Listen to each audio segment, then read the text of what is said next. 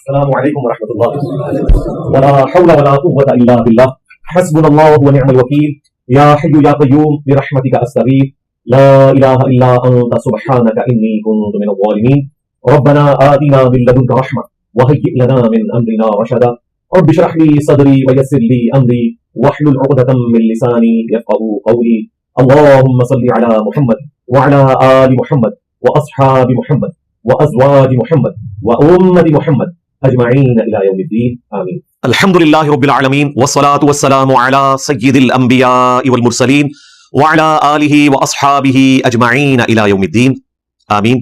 अल्हम्दुलिल्लाह, आज 6 जून 2025 को बामुताबिक 9 ज़ुल्हिज्जा 1446 हिजरी फ्राइडे के दिन हमारा ये पब्लिक सेशन नंबर 202 होने जा रहा है। आपके ये रियल टाइम क्वेश्चंस पर्चियों की शक्ल में मेरे पास आ चुके हैं।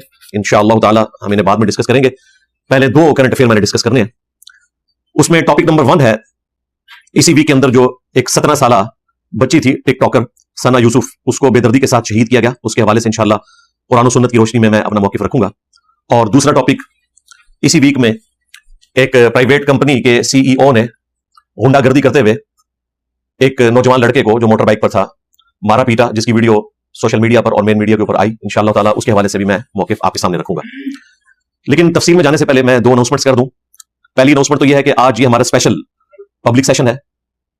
हमारे तमाम पब्लिक सेशंस जो हैं वो संडे के दिन होते हैं, क्योंकि संडे इस दफा बड़ी ईद के फौरन बाद अगले दिन जो कि कुर्बानी का दिन है उसमें आ रहा था, यानी कि 8 जून को संडे के दिन ये सेशन बन रहा था। तो हमने फिर जरूरी समझा कि बजाय इसके नागा कर लिया जाए, हम उसको ईद से एक दिन पहले शिफ्ट कर दें, ताकि जो लोग मुलाकात के लिए यहाँ आना चाहते हैं तो वो आ जाए।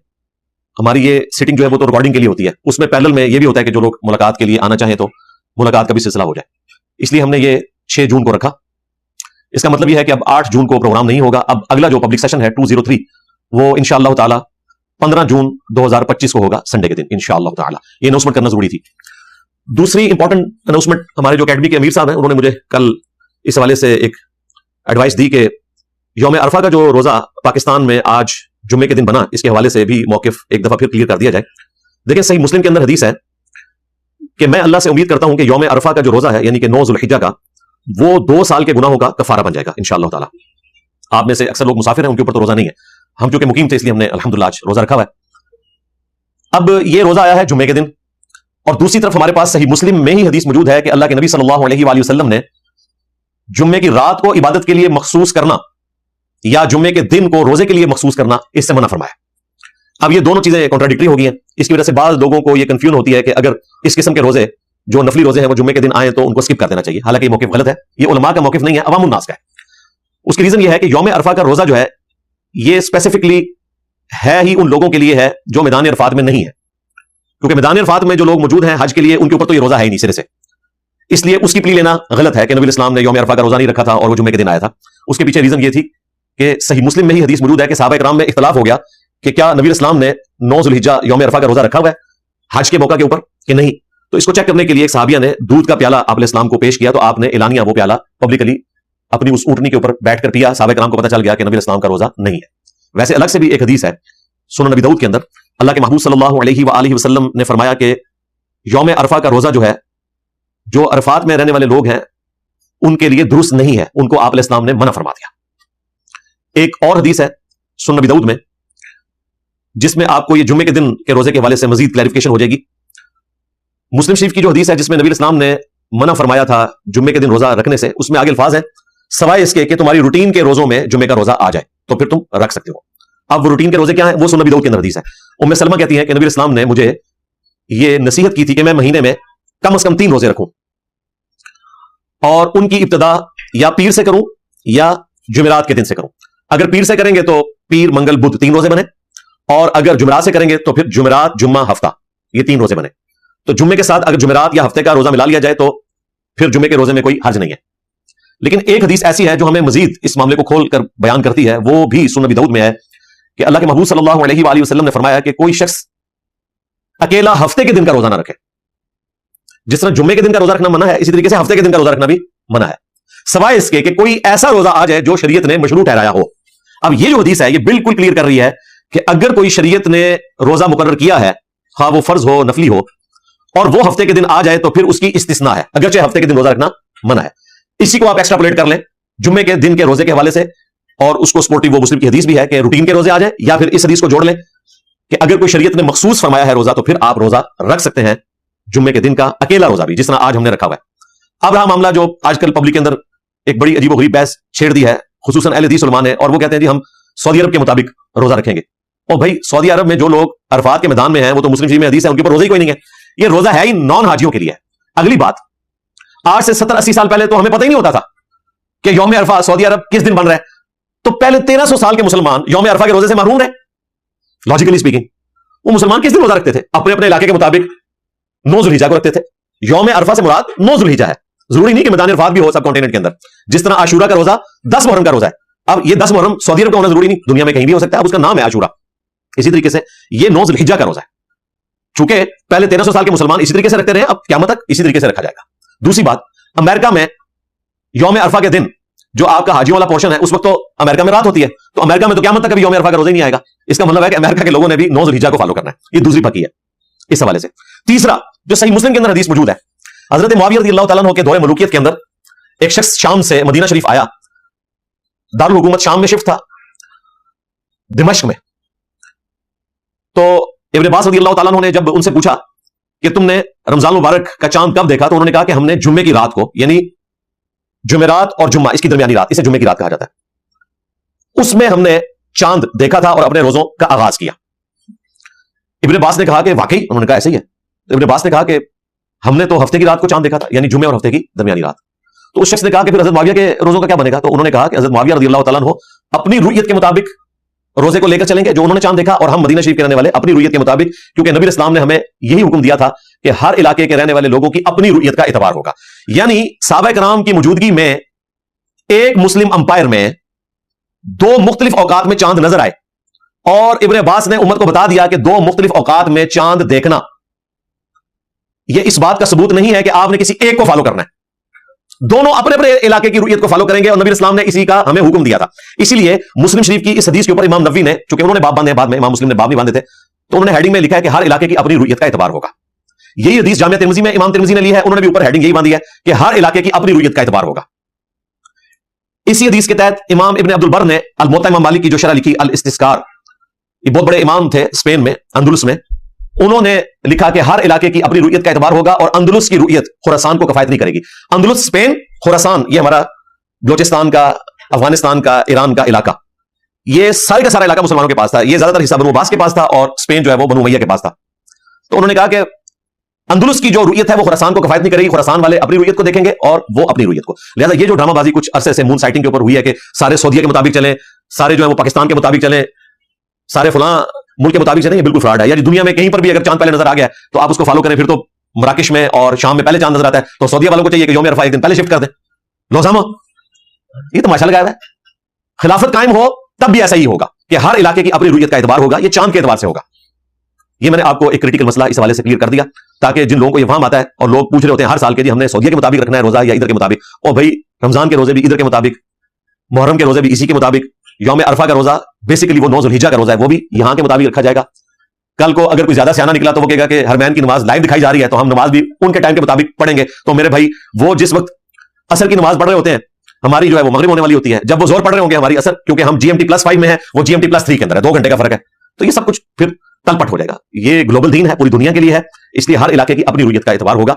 शब कदर भी हर इलाके की अपनी देखी जाएगी, वो अल्लाह ताला ने उसे शब कदर बनाना है, उसका ताल्लुक इस फिजिकल वर्ल्ड के साथ नहीं है, अल्लाह की एक रूहानी दुनिया है जिसको आपने फॉलो करना है। बाकी जो फिजिकल वर्ल्ड की चीजें हैं वो चांद और सूरज के एतबार से आपने फॉलो करनी है। ये क्रिटिकल इशू था, इसलिए मैंने जरूरी समझा कि मैं इसको आज के दिन क्लियर कर दूं, क्योंकि आज पाकिस्तान में यौम अरफा 9 जुल्हिज्जा जो है वो जुमे के दिन आया था। अब आ जाए उस टॉपिक की तरफ जो आज मैंने पहला टॉपिक डिस्कस करना था, जो एक 17 साल बच्ची को जुल्मन शहीद किया गया G13 इस्लामाबाद में। सना यूसुफ नाम था उस बच्ची का, हमारी अपनी बच्ची हैं, और यकीन करें कि उस दिन से हम शौक में हैं। और फिर ये तो एक बच्ची है जो इस तरीके से बेदर्दी से कत्ल हुई, और फलस्तीन में इसराइल की बदमाशी से हजारों बच्चियां मुसलमानों की शहीद हो चुकी हैं। अल्लाह ताला इस्लाम दुश्मन कुव्वतों को नेस्तो नाबूद फरमाए और मुसलमानों की हिफाजत फरमाए, खुसूस बिलखुसूस फिलिस्तीन के मुसलमान, कश्मीर के मुसलमान, चाइना के, यमन के, इराक में, शाम में, जहां कहीं भी कसपुरसी की जिंदगी गुजार रहे हैं, अल्लाह ताला गैब से उनकी इज्जत, आबरू, जानो माल की हिफाजत फरमाए, आमीन। अब उस बच्ची की शहादत के बाद एक सोशल मीडिया के ऊपर तूफान बदतमीजी बर्पा हो गया दोनों तरफ से। एक तरफ वो स्टॉन्च किस्म के मजहबी लोग हैं जिन्होंने बड़े सख्त कमेंट्स किए नीचे आकर कि जी इस किस्म के कामों का यही नतीजा निकलता है, बिल्कुल अच्छा हुआ, वलियादु बिल्लाहि ताला। और उसके साथ जो कुछ हुआ वो डिजर्व करती थी, उसके करतूत ही ऐसे थे, और अपने पीछे जो वो गुनाहों का एक इतना बार लगाकर गई है, उसे जहन्नम में जाना चाहिए, इस किस्म के जिसके मुंह में जो बात आई उसने वो करना शुरू कर दी। दूसरी तरफ वो लोग हैं जो जाहिर है कि इसके अगेंस्ट दूसरी एक्सट्रीम के ऊपर चले गए, और उन्होंने इस किस्म के वाकयात की आड़ में अपना एक समझ लें फरीजा समझा हुआ है कि वो मजहबी लोगों को टारगेट करेंगे, और मजहबी लोग भी तैयार बैठे हुए हैं इस किस्म की हरकतें करने के लिए कि वो लोगों को मौका देते हैं। और फिर अल्टीमेटली वबाल जो है वो दीन इस्लाम के ऊपर डाला जाता है कि इस्लाम जो कि कंजर्वेटिव दीन है, इसकी वजह से लोगों की बड़ी ऑर्थोडॉक्स किस्म की सोच है, और वो इस किस्म की एक्टिविटी के ऊपर इस किस्म के कमेंट्स पास करते हैं। हम तो दोनों एक्सट्रीम्स को रिजेक्ट करते हैं। इस हवाले से जो इस्लाम की तालीमात है वो आज इंशाअल्लाह ताला मैं तफसील के साथ डिस्कस करूंगा। ये एक मौका है कि लोगों को इस्लाम की ट्रू पिक्चर पेश की जाए। अच्छा, अब दोनों एक्सट्रीम जो हैं वो अपने अपने स्कूल ऑफ थॉट की हिफाजत की खातिर अपने अपने कमेंट्स पास कर रहे हैं, और उनकी कोशिश ये है कि दूसरों को नीचा दिखाया जाए। इसके लिए उनको कुछ भी करना पड़े, वो सोशल मीडिया के ऊपर आकर अपने कमेंट्स पास कर रहे हैं। रहा मामला हमारी हुकूमत का, तो उन्होंने बड़ी जिम्मेदारी का मुजाहरा किया। 20 घंटे के अंदर उन्होंने उस मुजरिम को पकड़ लिया। उसके लिए उन्होंने ऑलमोस्ट कोई 113 कैमरों का रिकॉर्ड इकट्ठा किया, सीसीटीवी का, 7 टीमें तश्कील दी। और आज के इस दौर के अंदर जो डिजिटल दौर है, किसी को ट्रेस करना कोई मुश्किल काम नहीं अगर इनकी नीयत हो ट्रेस करने की, और उन्होंने वो कर लिया, क्योंकि एक हाइप क्रिएट हो गई थी मीडिया में, और सोशल मीडिया को सलाम है कि उन्होंने हाइप क्रिएट की, और फिर मेन मीडिया ने भी इस इशू को गोद लिया, हलचल मच गई, और 20 घंटे के अंदर अल्हम्दुलिल्लाह वो कातिल गिरफ्तार हो गया फैसलाबाद से। उमर हयात उसका नाम था, और वो भी एक समझ लें कि फिल्मी हीरो ही था।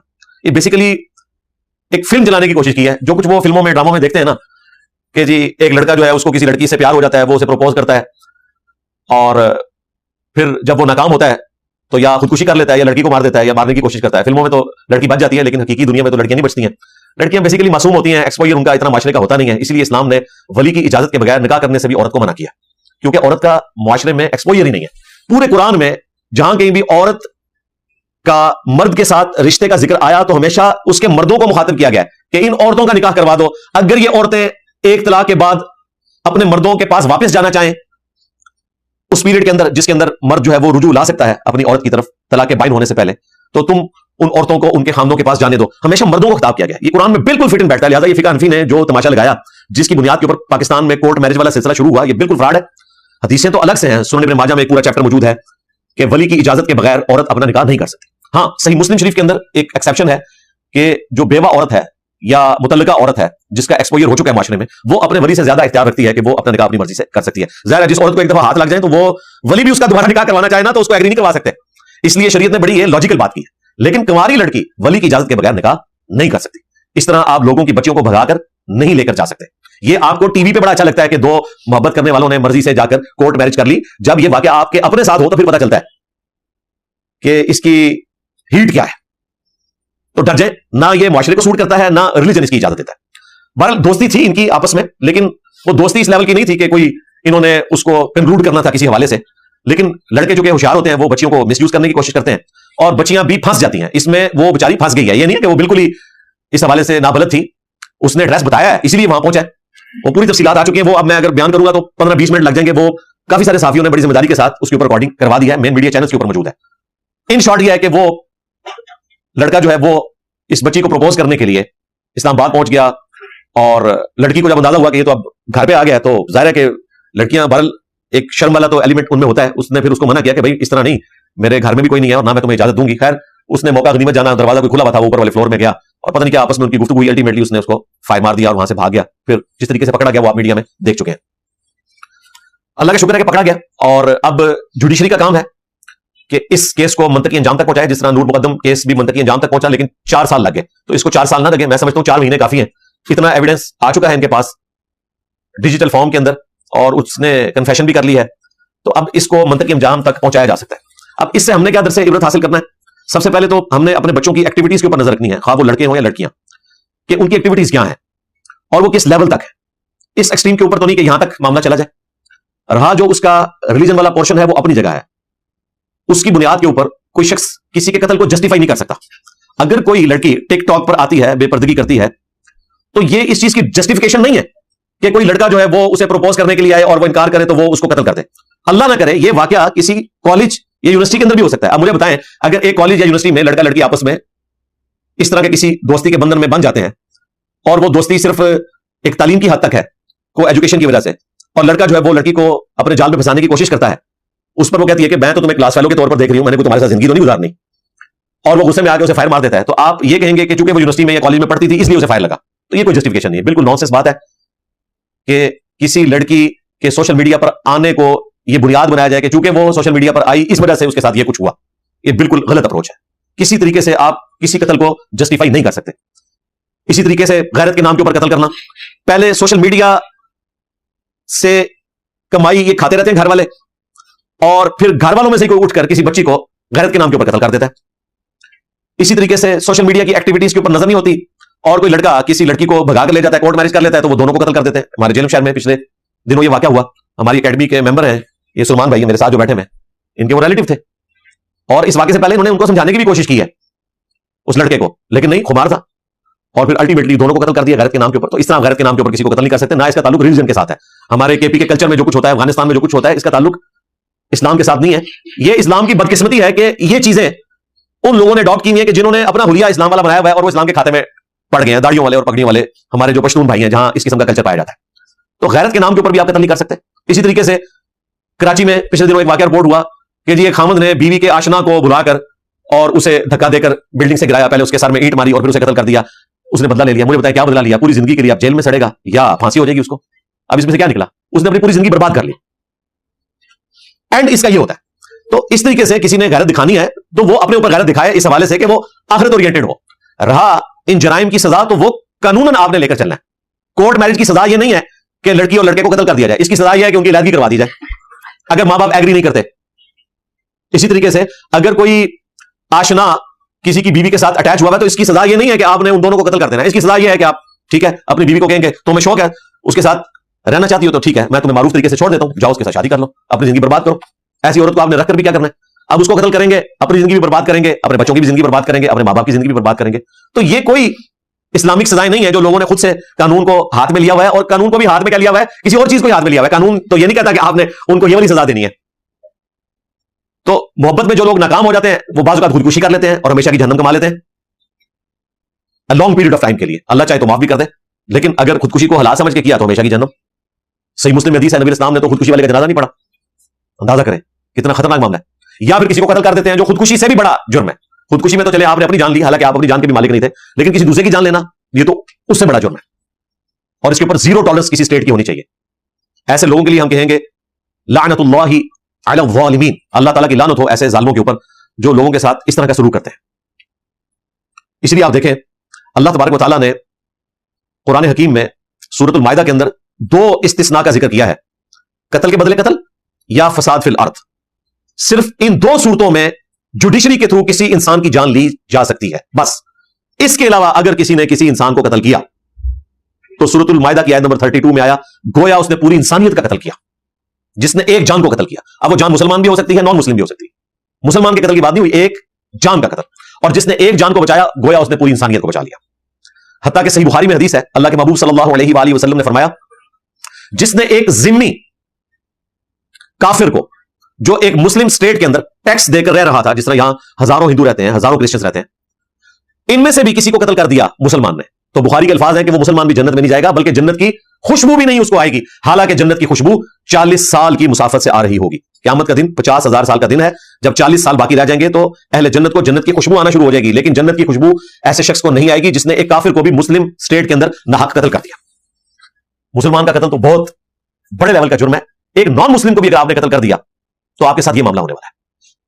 रहा मुसलमान का कत्ल, तो जामिया तिर्मिज़ी में एक हदीस है, उसकी सनद पे इख्तलाफ है, लेकिन उसको सपोर्टिव सैयदना उमर का कौल है सही बुखारी के अंदर कि अगर जमीन और आसमान की तमाम मखलूकात मिलकर सिर्फ एक मुसलमान को कत्ल करते तो अल्लाह तबारक व तआला पूरी कायनात को जहन्नम में फेंक देगा एक मुसलमान के कत्ल के बदले में। यह हदीस के अल्फाज है। यह हदीस अपनी सनद में कमजोर है, बाज के नजदीक हसन दर्जे की है, लेकिन इसको सपोर्टिव सही बुखारी में हजरत उमर का कौल है। उनके दौरे खिलाफत में एक गांव था सनआ, वहां पर रहने वाले चंद लोगों ने, अलबत्ता इमाम मालिक में पूरी तफसीर आती है 5 या 7 लोग थे वो, उन्होंने एक मुसलमान को कत्ल किया, तो सैयदना उमर ने उन 5 लोगों को कत्ल करवा दिया और फरमाया कि अगर पूरा गांव भी इस एक मुसलमान के कत्ल में शरीक होता तो मैं पूरे गांव को कत्ल करवा देता उसके बदले में। ये मुसलमानों के गांव की बात हो रही है, नॉन मुस्लिम की नहीं, मुसलमानों के। एक मुसलमान के कत्ल के बदले में। इसीलिए देखें, इस्लाम में अगरचे मिजाज यह है कि आपने मुआफी की रविश इख्तियार करनी है, लेकिन कत्ल के केस में अल्लाह ताला ने सूरतुल बकरा में फरमाया वलकुम फिल क़िसासी हयातुन या उलिल अलबाब। क़िसास लेने में, कत्ल के बदले कत्ल करने में इंसानियत की जिंदगी छुपी हुई है ए अकलमंदो, ताकि तुम बच सको। यानी अल्लाह ताला कह रहा है कि कत्ल के बदले कत्ल होना चाहिए, मुआफी की रविश ना इख्तियार करो, ब्लड मनी ना लो। अगरचे इसकी इजाजत मौजूद है, लेकिन इसे डिस्करेज किया गया, एनकरेज इस बात को किया गया कि आपने कत्ल के बदले कत्ल करना है, ताकि डेटरेंस हो। अगर कातिल को पता होगा कि मैंने कुछ अरसे बाद ब्लड मनी देकर छूट जाना है, तो वो अगले कत्ल के ऊपर शेयर हो जाएगा। और आप देखते हैं कि जो ये किराए के कातिलीन है वो यही कुछ करते हैं। हमारे पॉलिटिशियंस ने और मजहबी जमातों के लीडर्स ने इस किस्म के लोग पाले होते हैं, अपने दुश्मनों को वो टारगेट किलिंग करवा देते हैं। और फिर बड़े बड़े महंगे वकील उन्होंने हायर किए होते हैं, वो ऐसे वकील होते हैं जो आगे से जजेस को हायर कर लेते हैं, अल्टीमेटली जमानत करवा लेते हैं। 4-5 महीने के अंदर पाकिस्तान में जमानत हो जाती है, या फिर उसे मजबूर किया जाता है कि उसके वरसा जो है वो ब्लड मनी ले लें, दियत लेकर उसको छोड़ दें। और वो दियत भी फ्रॉड में जाया हुआ इन्होंने। दियत लेना जायज है, सूरतुन निसा में अल्लाह ताला ने इसकी इजाजत दी है कि आप ब्लड मनी ले सकते हैं, लेकिन ब्लड मनी वो है कितनी? वो पाकिस्तान वाली ब्लड मनी नहीं है। सुनन नबी दाऊद में 2 हदीसें मौजूद हैं जिनमें ब्लड मनी आई है 100 ऊंट या उसकी मालियत। आज की डेट में ये ऑलमोस्ट कोई 10 करोड़ रुपया बनता है अगर आप 10 लाख का एक ऊंट लगाएं, या 200 गायें, या 2000 बकरियां, या उनके इक्विवेलेंट कोई रकम। हां, अगर वरसा इससे कम पर राजी हो जाए तो वो मारूफ तरीके से आप लेकर चल सकते हैं, लेकिन ब्लड मनी इतनी बनती है। और यहां पर आप देखें कि खून इंसान का कितना सस्ता है। हालांकि सूरत निसा में अल्लाह ताला ने फरमाया कि जिसने एक मुमिन को नाहक कत्ल किया वो हमेशा के लिए जहन्नम में जाएगा। एक मुमिन को नाहक कत्ल करने के बदले में हमेशा की जहन्नम। सूरत निसा के अल्फाज है, और इसको सपोर्टिव हदीस है सुनन नबी दाऊद की। नबी इस्लाम ने फरमाया 2 गुनाह ऐसे हैं जो अल्लाह ताला माफ नहीं फरमाएगा। नंबर 1 शिर्क, जो सूरत निसा ही में आया, इन्नल्लाह ला यगफिरु अन युशरक बिही व यगफिरु मा दून ज़ालिका लिमन यशा। 2 दफा है, आयत नंबर 48 और 116 में कि अल्लाह ताला शिर्क को माफ नहीं करेगा। हां, इसके सिवा जितने गुनाह माफ कर देगा, लेकिन वो भी ओपन लाइसेंस नहीं है, जिसके लिए चाहेगा। और ये भी आखिरत का मामला है, दुनिया में तो माफी है। ये जो आया था जिसके लिए चाहेगा, इसमें इंप्लाइड था कि जिसके लिए नहीं चाहेगा नहीं माफ करेगा। तो वो कौन सा गुनाह है? वो जो सूरह अन-निसा में आया कि मुमिन का कत्ल नाहक हमेशा की जहन्नम। और अबू दाऊद में अगले अल्फाज है कि दूसरा गुनाह जो है वो कत्ल नाहक है, जो अल्लाह ताला क़यामत के दिन माफ नहीं करेगा। इसी आयत के कॉन्टेक्स्ट में जामिया तिर्मिज़ी में एक हदीस मौजूद है, इब्ने अब्बास रज़ियल्लाहु ताला अन्हु कहते हैं कि ये आयत मनसूख नहीं हुई कि जिसने एक मुमिन को नाहक कत्ल किया वो हमेशा के लिए जहन्नम में है। सूरत निसा की आयत इब्ने अब्बास ने तिलावत की, जो मुफस्सिर कुरान थे सहाबा किराम में से, उन्होंने कहा यह आयत मनसूख नहीं है, वाक़ियतन उसकी सजा हमेशा की जहन्नम है। और फिर उन्होंने नबी इस्लाम का फरमान सा जिक्र किया कि क़यामत के दिन मकतूल अपने कातिल को पेशानी के बालों से पकड़कर इस हाल में कि मकतूल के जिस्म से खून रवा होगा, घसीटता हुआ अल्लाह के अर्श के पास चला जाएगा और कहेगा कि अल्लाह आज मुझे इंसाफ चाहिए कि इसने दुनिया में मुझे नाहक क्यों कत्ल किया। इस हदीस के साथ इब्ने अब्बास का कौल इमाम तिर्मिज़ी ने नकल किया है कि यह आयत मनसूख नहीं है। यानी दुनिया में माफी तलाफी अगर हो जाती है या सजा कोई भुगत लेता है फिर तो ठीक है, अदरवाइज अगर कोई इसी तरीके से चला गया तो आखिरत में वो मारा गया, वलियाउज़ु बिल्लाहि ताला। इसी तरीके से जामिया तिर्मिज़ी में और सुनन इब्ने माजा में हदीस है कि अल्लाह ताला के नजदीक पूरी दुनिया का तबाह बर्बाद हो जाना, पूरी दुनिया में हरमैन भी आते हैं, मसाजिद भी आती हैं, खानकाहें भी आती हैं, पूरी दुनिया का तबाह बर्बाद हो जाना ये आसान है बनिस्बत इसके कि एक मुमिन को नाहक कत्ल कर दिया जाए। और इसको सपोर्टिव वो अगली हदीस जो जामिया तिर्मिज़ी में है, सुनन इब्ने माजा में मौजूद है कि अल्लाह ताला के नजदीक एक मुमिन की हुर्मत काबे से भी बढ़कर है। यानी काबे की कोई ईंट से ईंट बजा दे ये छोटा गुनाह है, एक मुमिन का कत्ल नाहक ये उससे बड़ा गुनाह है। फिर जामिया तिर्मिज़ी में और सुनन इब्ने माजा में वो हदीस मौजूद है जो मैं बयान कर चुका कि क़यामत के दिन मकतूल अपने कातिल को पेशानी के बालों से घसीटता हुआ अल्लाह के अर्श के पास पहुंच जाएगा और कहेगा अल्लाह आज मुझे बदला चाहिए, इस हाल में कि उसकी रगों से खून बह रहा होगा। अब मुझे बताएं, जब इस हालत में कोई अल्लाह से रिक्वेस्ट करेगा तो फिर उसकी सुनवाई नहीं होगी? ये जो हदीस है ना जामिया तिर्मिज़ी और इब्ने माजा की, इसका एक तरीक सुनन निसाई के अंदर आता है। उसमें उस सहाबी के अल्फाज है, ए हुक्मरानों किसी के कत्ल के ऊपर मुआवनत ना करो वरना क़यामत वाले दिन पकड़े जाओगे। यानी उस सहाबी ने ये जो हदीस थी ना कि मकतूल अपने कातिल को घसीट कर ले जाएगा, और उसके आगे अल्फाज इब्ने अब्बास कहते हैं कि जो सूरत निसा की आयत है कि हमेशा की जहन्नम है उसका ठिकाना, वो मनसूख नहीं हुई जो मुमिन को नाहक कत्ल कर दे। यही हदीस सुनन निसाई में जब आई है तो सहाबी कहते हैं कि हुक्मरानों किसी के कत्ल के ऊपर मुआवनत मत करो। उस जमाने में भी हुक्मरान ये काम किया करते थे, बनु उमय्या ने यही कुछ तो किया। आपको तो सिर्फ एक कत्ल हुसैन नजर आ रहा है, उससे पहले भी इन लोगों ने अपनी रियाया को नाहक कत्ल किया। वो फिर टॉपिक अलग हो जाएगा, फिर बात आपके मामू जी की तरफ चली जाएगी, फिर मैं हदीस बुखारी मुस्लिम की शुरू कर दूंगा, वो आप मेरा करबला वाला रिसर्च पेपर पढ़ लें। तो हुक्मरानों को खुसूसन डराया गया, और आज के हुक्मरान भी। यहां तो लोग लिसानियत की बुनियाद के ऊपर, पॉलिटिकल एफिलिएशन की बुनियाद के ऊपर, फिरका वारियत की बुनियाद के ऊपर एक दूसरे को कत्ल कर देते हैं। और वो समझ रहे होते हैं हमने बड़ा नेकी का काम किया, पकड़े जाएंगे आखिरत में। सही बुखारी और सही मुस्लिम में हदीस मौजूद है कि क़यामत के दिन सबसे पहले कत्ल के मुकदमे का फैसला होगा। सुनन नबी दाऊद में हदीस है कि क़यामत के दिन सबसे पहले नमाज के बारे में सवाल होगा। अब इसमें तदबीक क्या है, वो सुनन नसाई के अंदर हदीस मौजूद है कि हुकूकुल्लाह में सबसे पहले नमाज के बारे में सवाल होगा और हुकूकुल इबाद में सबसे पहले कत्ल के मुकदमे का फैसला होगा। और कत्ल के मुकदमे वाली हदीस जो है वो बुखारी मुस्लिम में है कि सबसे पहले कत्ल के मुकदमे का क़यामत वाले दिन फैसला होगा। इसलिए आप देखें जो यौमुन नहर का खुतबा है, बाई चांस मुझे याद आ गया, बुखारी मुस्लिम दोनों में हदीस मौजूद है। नबी इस्लाम ने 10 ज़ुल्हिज्जा 10 हिजरी मिना के मैदान में, यानी यौम अरफा से अगले दिन, कुर्बानी वाले दिन, यौमुन नहर का खुतबा दिया। काफी लंबी हदीस है, उसमें ये अल्फाज भी मौजूद है। नबी इस्लाम ने फरमाया कि एक मुमिन की जान, माल, इज्जत, आबरू दूसरे मुमिन के लिए उसी तरीके से हराम है अल्लाह के नजदीक जिस तरह आज का ये दिन यौमुन नहर 10 ज़ुल्हिज्जा, बड़ी ईद का दिन, और ये महीना हुर्मत वाला ज़ुल्हिज्जा का, और ये शहर मक्का जो हुर्मत वाला, जिस तरह अल्लाह के नजदीक इसकी हुर्मत है और कोई पामाल करने के लिए तैयार नहीं होगा कि कोई हरम मक्का की तौहीन करे, कोई हरम वाले महीने में जंग करे, कोई ईद वाले दिन की बेहुरमती करे। अल्लाह के नजदीक एक मुमिन की जान, माल, इज्जत, आबरू भी इसी तरीके से इंपॉर्टेंस रखती है कि आपने उसका भी ख्याल रखना है। ये नबी इस्लाम ने इसलिए बयान फरमाया कि अमूमन लोग हुकूकुल्लाह का तो ख्याल रखते हैं, हुकूकुल इबाद को बड़ा हल्का जानते हैं। वो समझते हैं इससे तो कोई फर्क नहीं पड़ता। खैर, अगर हमने किसी के साथ ऐसा कोई मामला कर भी दिया तो क्या फर्क पड़ता है? फर्क यह पड़ता है कि सही मुस्लिम में हदीस है, नबी इस्लाम ने सहाबा किराम से पूछा, जानते हो मुफलिस कौन है? सहाबा किराम ने कहा कि हम तो मुफलिस उसी को समझते हैं जिसके पास दुनिया का मालो मता ना हो, हम भी वैसे उसी को समझते हैं। तो आप इस्लाम ने फरमाया कि मेरी उम्मत का मुफलिस वो है कि क़यामत के दिन पहाड़ों के बराबर नमाज, रोजा, हज, ज़कात की नेकियां लेकर आएगा, लेकिन इस हाल में कि दुनिया में किसी को गाली दी, जरा अल्फाज नोट करने हैं और देखना है अपनी शक्ल शीशे में, दुनिया में किसी को गाली दी, किसी का खून बहाया, किसी को मारा, किसी को पीटा, तो वो लोग अल्लाह के हुजूर पेश हो जाएंगे और कहेंगे कि या अल्लाह आज हमें हक चाहिए अपना। अल्लाह ताला फरमाएगा कि आज तो करेंसी जो है वो नेकियां, जाओ इसकी नेकियों में से ले लो। तो लोग उसकी नेकियां लेना शुरू कर देंगे, हत्ता के पहाड़ों के बराबर नमाज, रोजा, हज, ज़कात की नेकियां खत्म, जिसके ऊपर उसको एक बड़ा मान था। अभी भी लोग बाकी होंगे कि जिन्होंने अपना बदला लेना होगा। फिर अल्लाह ताला फरमाएगा कि इसकी नेकियां तो खत्म हो गई हैं, अब तुम्हारे गुनाह मैं इसके खाते में डालूंगा। देखें, गुनाह उन्होंने किए हैं, खाते में उस बंदे के डाल रहे हैं, और अल्टीमेटली उसे औंधा मुंह करके जहन्नम में फेंक दिया जाएगा। नबी इस्लाम ने फरमाया मेरी उम्मत का मुफलिस ये होगा, ये है मुफलिस, यानी नमाज, रोजा, हज, ज़कात वो आपने पूरे करने हैं। मैं दूसरी एक्सट्रीम पे भी नहीं जाऊंगा कि इसकी कोई जरूरत ही नहीं है, नहीं, वो अपनी जगह इंपॉर्टेंट है, लेकिन हुकूक इबाद अगर आपने पूरे नहीं किए तो ये सारे मामलात आपकी नेकियों को भी हड़प कर देंगे और क़यामत वाले दिन इंसान मुफलिस होगा। इसलिए अपने मामलात को बड़ा देख भाल कर चलना चाहिए। सही बुखारी में हदीस है, दुनिया में किसी का कोई लेन देन का मामला है ना, किसी भी एतबार से, चाहे वो माल के एतबार से है, किसी के साथ आपने ज्यादती की है, किसी को गाली दे दी, तो वो दुनिया ही में क्लियर कर लो। आखिरत में दिरहम और दीनार नहीं होंगे, नेकियां देकर जान छुड़ानी पड़ेगी। अब नबी इस्लाम ने तो उम्मत को वाज़ेह बता दिया कि आखिरत में कोई शख्स माल देकर सुलह नहीं किसी के साथ कर सकता। दुनिया में तो किया जा सकता है ब्लड मनी की शक्ल में, या किसी शख्स के साथ आपने कोई ज्यादती का मामला किया है, आप उसकी दिलजोई के लिए उसको कुछ रकम दे देते हैं जिससे उसका गुस्सा जाता रहता है और आप उसके साथ सुलह कर लेते हैं। ये आप कोई भी तरीका अडॉप्ट कर सकते हैं, लेकिन आखिरत में आपको नेकियां देनी पड़ेगी।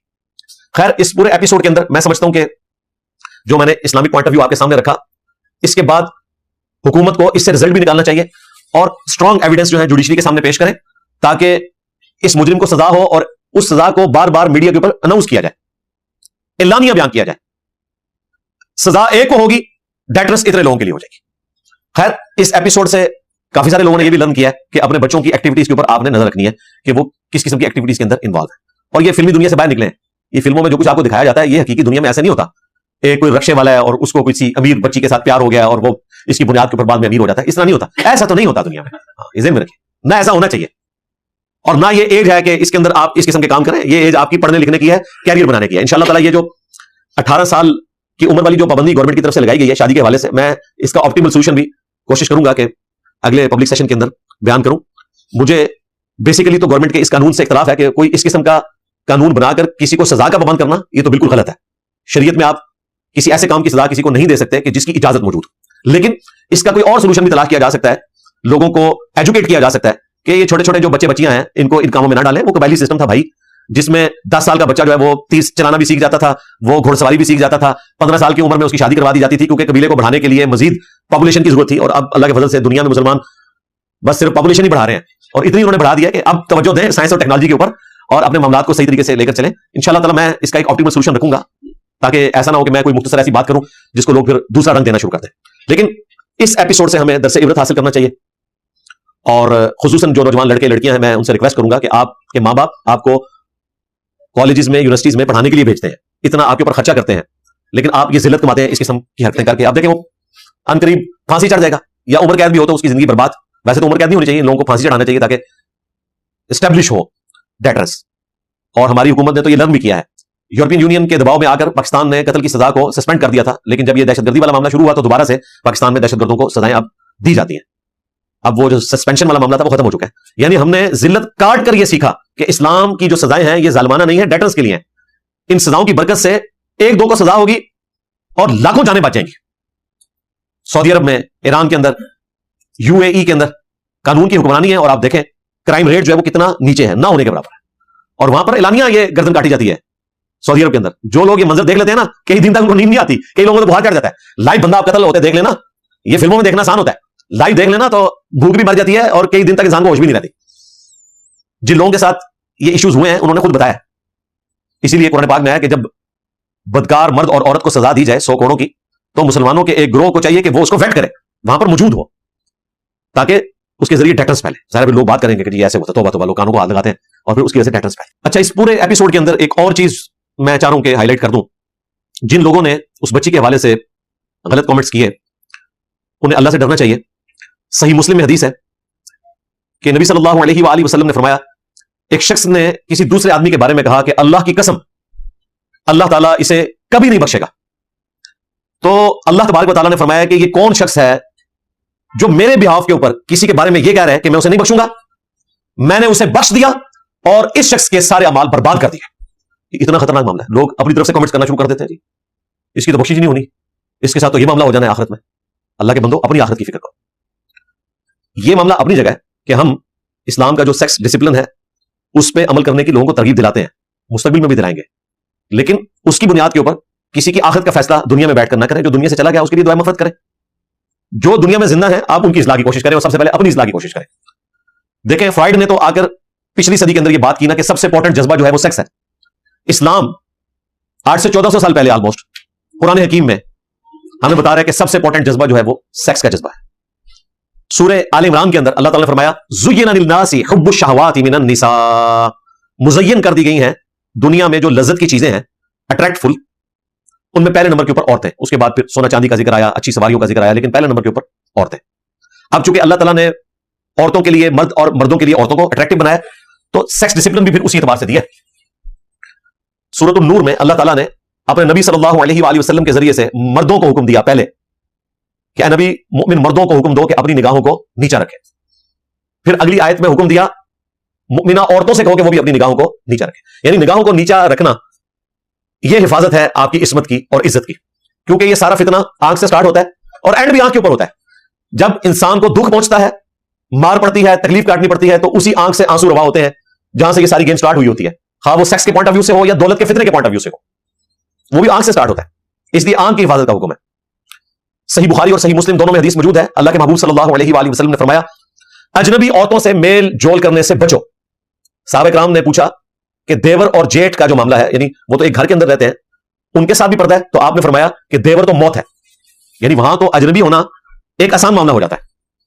जामिया तिर्मिज़ी के अंदर हदीस मौजूद है, सुनन नसाई अल कुबरा के अंदर भी मौजूद है कि जहां दो अजनबी मर्द और औरत होते हैं, तीसरा उनमें शैतान होता है। फिर अल मुअज्जमुल कबीर तबरानी के अंदर यह हदीस है और सिलसिला अहदीस सहिया में शेख अलबानी लेकर आए कि नामहरम औरत को हाथ लगाना, इसका जो अजाब है वो इससे ज्यादा है कि किसी शख्स के सर में लोहे की कील ठोंक दी जाए। उसकी जो तकलीफ है ना, नबी सल्लल्लाहु अलैहि वसल्लम ने फरमाया वो तकलीफ कम है, इससे बड़ा अजाब होने वाला है किसी ऐसे शख्स को जो नामहरम को हाथ लगाता है। आगे वाले मामला तो आप छोड़ दें। सही बुखारी सही मुस्लिम दोनों में हदीस मौजूद है। हमारी मां सईदा आयशा सलामुल्लाहि अलैहा कहती हैं कि नबी इस्लाम ने कभी बैत के लिए भी किसी औरत को हाथ नहीं लगाया, हालांकि आप उम्मत के बाप की जगह थे। अन्नबिय्यु औला बिल मुमिनीन मिन अनफुसिहिम व अज़वाजुहु उम्महातुहुम, नबी मोमिनीन की जानों से बढ़कर उन पर हक रखते हैं और नबी की बीवियां उम्मत की माएं हैं। तो नबी उम्मत के रूहानी बाप है, लेकिन फिर भी नबी इस्लाम ने कभी किसी औरत को हाथ नहीं लगाया औरतों के लिए कपड़ा रखा जाता था, नबी इस्लाम पकड़ते थे, दूसरी तरफ से औरतें पकड़ लेती थी और बैत वाला मामला होता था। एक जरा कबायली सिस्टम था, उसमें हाथ में हाथ देकर बैत ली जाती थी। वैसे तो जुबानी भी बैत हो जाती है, तो औरतों के लिए कपड़े के जरिए बैत करवाई जाती थी। नबी इस्लाम टच नहीं करते थे।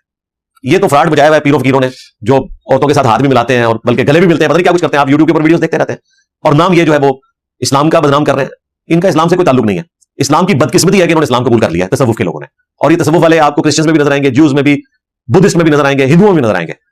ये मिस्टिसिज्म एक अलग से रिलीजन है और इस्लाम की बदकिस्मती है कि इन्होंने इस्लाम कबूल कर लिया है और इनकी हर एक्टिविटी जो है इस्लाम के खाते में डाल जाती है।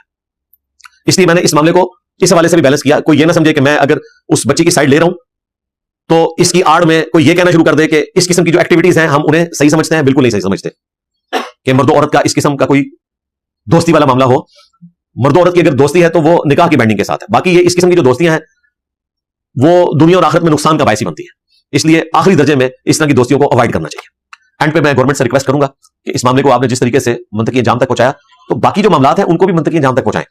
जो लोग बेकसूर हैं, जेलों में सड़ रहे हैं, हाँ आपका पॉलिटिकल इख्तलाफ है, मजहबी इख्तलाफ है, वो अपनी जगह, लेकिन इसकी बुनियाद के ऊपर आप किसी से उसकी जिंदगी नहीं छीन सकते कि आप उसकी जिंदगी के 2 साल 3 साल 5 साल जाया कर दें और एंड पे पता चले कि वो बेचारा बेकसूर था। नहीं, इन मुकदमात को मंतकी अंजाम तक पहुंचाएं और जो लोग मुजरिम हैं उन्हें सजाएं भी दें।